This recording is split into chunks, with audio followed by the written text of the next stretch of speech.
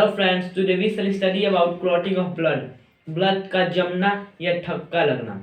Clotting of blood is also known as cascading process. जो blood का clotting होता है उसको हम लोग cascading process भी बोलते हैं.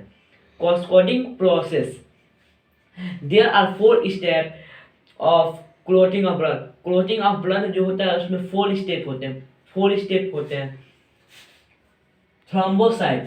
Thrombocyte is also known as platelets. Thrombocyte जो होता है उसको हम प्लेटलेट्स भी बोलते हैं. अगर कहीं पे हाथ कटेगा तो जहाँ पे हाथ कट रहा है वहां से एयर अंदर जाएगा. अब जाएगा तो जो प्लेटलेट्स होता है थ्रोम्बोसाइट वो एयर से रिएक्शन करके थ्रोम्बोप्लास्टिन बना देता है. एयर से रिएक्शन करके बनाता है थ्रोम्बोप्लास्टिन. अब जो थ्रोम्बोप्लास्टिन होता है वो अपने एक दूसरे दोस्त के पास जाता है जिसका नाम होता है कैल्शियम. सी मतलब कैल्शियम. अब कैल्शियम के पास जाता है तो अब ये दोनों अपने अपनी दोस्ती करके इन दोनों का एक वो कोई मतलब चीज बनाना होता है जो इन दोनों से नहीं बन पाता है.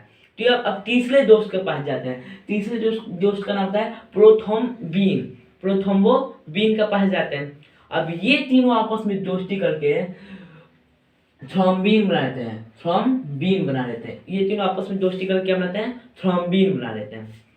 अब जो थ्रोम्बिन होता है अब उसको भी एक चीज बनाना होता है तो वो जाता है अपने तीसरे दोस्त के पास. उसका नाम होता है फिब्रिनोजेन.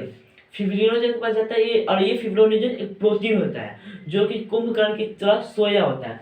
तो इसके पास जाता है तो बोलता है दोस्त उठो हम लोग को एक चीज बनाना है. तो दोस्त बोलता है ठीक है हम बना देंगे मतलब तुम्हारी कर देंगे तो हेल्प कर देंगे. तो ये दोनों अब मिल के आपस में फिब्रिन बना लेते हैं. फिब्रिन जो होता है वो नेट लाइक स्ट्रक्चर होता है. नेट लाइक होता है स्ट्रक्चर. अब जब फिब्रिन नेट लाइक हो गया तो जहाँ पे कटर होता है वहाँ पे नेट लाइक स्ट्रक्चर बन गया. जो आरबीसी डब्ल्यूबीसी है वो इसके बाहर जा नहीं पाएंगे. अभी वो इतना नेट लाइक स्ट्रक्चर इतना पतला होता है जिससे डब्ल्यूबीसी आरबीसी वो जा नहीं पाते बाहर. इसीलिए वहाँ पे ब्लड क्लोज हो जाता है मतलब ब्लड बहना ही बंद होता है. ब्लड फ्लोइंग नहीं होता है.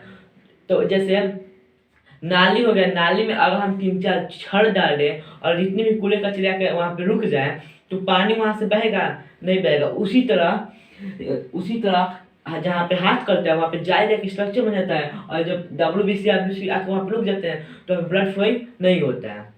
अब एक एंटीबायोटिक पाया जाता है हेपेरिन.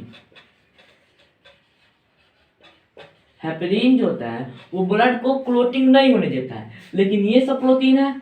लेकिन सबसे पहले सुनो ये सब प्रोटीन को कौन विटामिन हेल्प करता है? विटामिन के helping clotting of blood. Vitamin के जो होता है वो क्लोटिंग ऑफ ब्लड में हेल्प करता है. ये सब मतलब मिलके ब्लड को क्लोट करना चाहते हैं थक्का लगाना चाहते हैं. लेकिन हेपेरिन जो होता है वो ब्लड को क्लोट नहीं करने देता है. और हेपेरिन जो होता है अकेले इन सब पे भारी रहता है. अकेले इन सबको संभाल लेता है. बोलता है कि हमारे रहते हुए तुम वो ब्लड को क्लोट नहीं कर पाओगे. हमारे रहते हुए तुम ब्लड को क्लोट नहीं कर पाओगे. जब हम डेड करेंगे तभी भी तो हम क्लोट कर पाओगे. और जो हेपेरिन की एक वीकनेस है कि अगर जब वो एयर के कांटेक्ट में आएगा तो हेपेरिन डेड कर जाएगा. जब एयर के कांटेक्ट में आएगा तो हेपेरिन डेड कर जाएगा. तो अगर कहीं हाथ करता तो हेपेरिन वहाँ का डेथ कर गया. तो ये सब प्रोटीन मिले तो वहाँ पे जल्दी से क्लोट कर लेंगे. कहेंगे ए हेपेरिन सुन हम तुम्हारे लाश पे होके जाके देख ब्लड को क्लोट कर रहे हैं. तो वहाँ पे हेपेरिन क्लोट कर वो विटामिन के और ये सब प्रोटीन मिलके विटामिन के हेल्प से ये सब प्रोटीन मिलकर वहाँ पे क्लोट कर देंगे. और ये आपने सुना होगा कि ब्लड हैमरेज क्या होता है जब ब्रेन के जो वो नस होते हैं वो बहुत पतले होते हैं बहुत ज़्यादा.